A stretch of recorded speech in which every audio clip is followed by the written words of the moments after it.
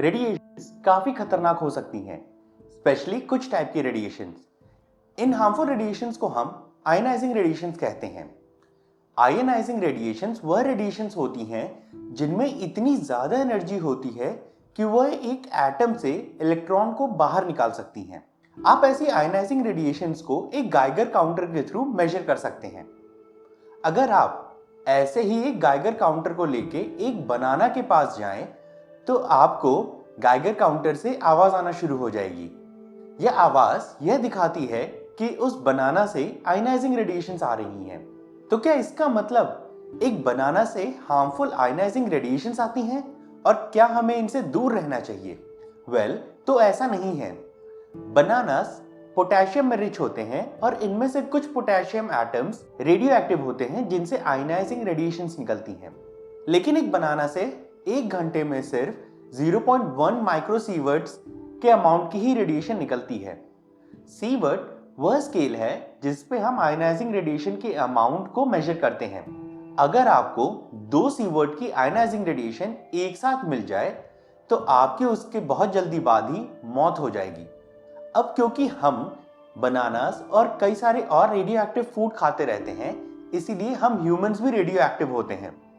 अगर आप Geiger counter को किसी ह्यूमन के पास लेके जाएंगे या अपने खुद के पास रखेंगे तो आप देखेंगे गाइगर काउंटर पे 0.05 माइक्रोसीवर्ट्स की रेडिएशन। लेकिन ये रेडिएशन लेवल धरती पर नेचुरली होने वाली बैकग्राउंड रेडिएशन के मुकाबले कुछ भी नहीं है। धरती पर सब कुछ ही रेडियो एक्टिव है। आपके घर की दीवारें, आपके घर के बाहर पड़ी हुई सॉइल या इवन वो हवा जिसमें आप सांस ले रहे हैं। अगर हम मेजर करें तो धरती पर हर जगह ऑलमोस्ट 0.15 माइक्रोसीवर्ट्स पर आवर की रेडिएशन मेजर की जा सकती है और इसको हम बैकग्राउंड रेडिएशन का नाम देते हैं। लेकिन धरती पर ऐसी बहुत सारी जगहें हैं जहां पे ये रेडिएशन का लेवल काफी ज्यादा है। तो चलिए आज के वीडियो में हम ऐसी ही जगहों के बारे में जानते हैं।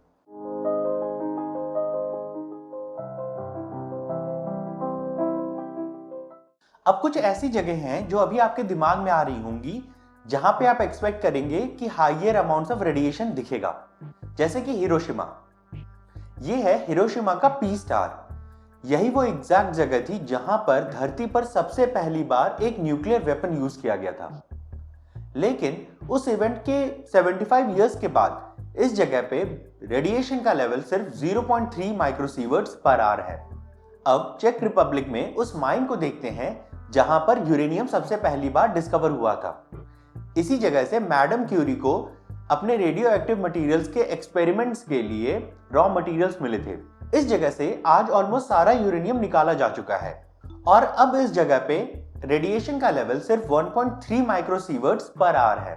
अब चलिए इस माइन से निकलकर मैडम क्यूरी के ऑफिस में चलते हैं जहां वो अपने एक्सपेरिमेंट्स रन किया करती थी। मैडम क्यूरी को 2 नोबेल प्राइजेस मिले थे, एक फिजिक्स में और दूसरा केमिस्ट्री में। जिस समय वो अपने एक्सपेरिमेंट्स रन कर रही थी उस समय उनका पूरा ऑफिस ही ऑलमोस्ट रेडियो एक्टिव था।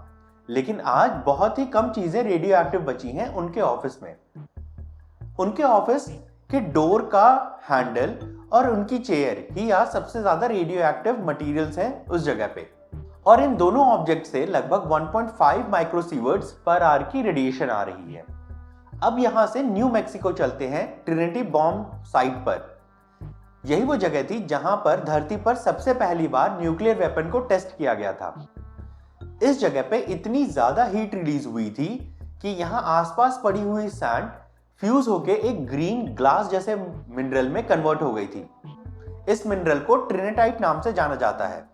इस जगह पे लगभग 0.8 माइक्रोसीवर्ट्स की रेडिएशन आ रही है और उन ग्रीन ग्लास पार्टिकल्स ट्रिनेटाइट से लगभग 2 माइक्रोसीवर्ट्स पर आवर की रेडिएशन आती है।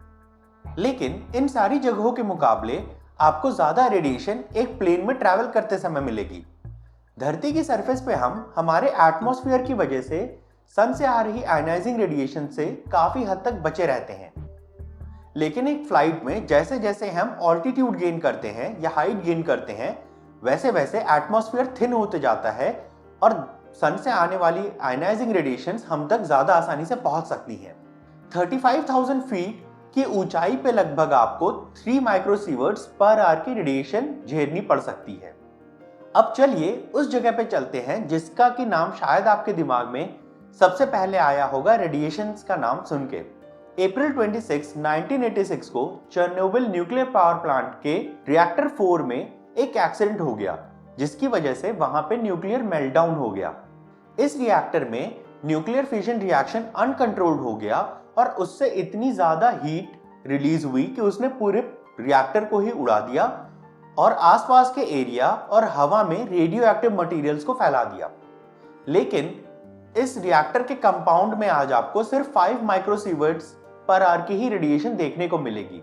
ऐसा इसलिए है क्योंकि यहां से लगभग 1 से 2 मीटर्स की सॉइल को हटाकर कहीं और डंप कर दिया गया है, जिससे यहाँ पे रेडियो एक्टिविटी का लेवल काफी कम हो गया है।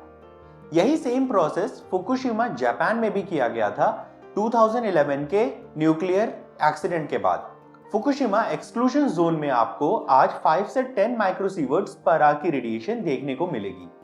अब वापस यूक्रेन चलते हैं, प्रिपेत के उस हॉस्पिटल में जहां पे उन फायरमैन को लाया गया था जो कि चेरनोबिल न्यूक्लियर एक्सीडेंट की वजह से लगी आग को बुझाने की कोशिश कर रहे थे। इसी हॉस्पिटल के बेसमेंट में उन फायरमैन के कपड़ों को फेंक दिया गया था जब लोगों को यह रियलाइजेशन हुआ कि उनके कपड़े रेडियो एक्टिव मटेरियल से कंटामिनेट हो गए थे। इन कपड़ों से आज भी लगभग 5500 माइक्रोसीवर्ट्स पर आवर की रेडिएशन आती है। इन कपड़ों के पास सिर्फ 1 घंटा रहने पर आपको इतनी रेडिएशन मिल जाएगी जितना कि आपको जनरल लाइफ में 2 साल में बैकग्राउंड रेडिएशन से मिलती है। 5500 माइक्रोसीवर्ट्स पर आवर की रेडिएशन का अमाउंट आपको अभी काफी ज्यादा लग रहा होगा, लेकिन एक सिंगल सीटी स्कैन में आपको लगभग 7000 माइक्रोसीवर्ट्स की रेडिएशन मिल जाती है। फुकुशिमा न्यूक्लियर पावर प्लांट के आसपास रहने वाले लोगों को एक साल में लगभग 10,000 माइक्रोसीवर्ट्स की एडिशनल रेडिएशन झेलनी पड़ेगी। यूएस के रेडिएशन वर्कर्स को लगभग 50,000 माइक्रोसीवर्ट्स की रेडिएशन झेलनी पड़ती है एक साल में, और इंटरनेशनल स्पेस स्टेशन पर रहने वाले एस्ट्रोनॉट्स को 1,60,000 माइक्रोसीवर्ट्स की रेडिएशन झेलनी पड़ती है एक साल में। और इतनी ही रेडिएशन उन लोगों के लंग्स को झेलनी पड़ती है जो कि रेगुलरली स्मोक करते हैं। अगर आप रेगुलरली स्मोक करते हैं तो एक साल में आपको लगभग 1,60,000 माइक्रोसीवर्ट्स की रेडिएशन झेलनी पड़ सकती है, जो कि उन एस्ट्रोनॉट्स के इक्वल है जो कि स्पेस स्टेशन में रह रहे हैं और जिनके पास एटमॉस्फेयर का कोई प्रोटेक्शन नहीं है। टोबैको जो कि सिगरेट्स में पाया जाता है उसमें रेडियो एक्टिव पोलोनियम और लेड होता है, और इसी की वजह से स्मोकर्स के लंग को इतनी ज्यादा रेडियो एक्टिविटी को झेलना पड़ता है। फुकुशिमा चेरनोबिल में रहने वाले लोग नहीं या एस्ट्रोनॉट्स नहीं, बल्कि सबसे ज्यादा रेडिएशंस एवरेज स्मोकर्स को झेलनी पड़ती है। So that's it for today's video. Thanks for watching and stay curious.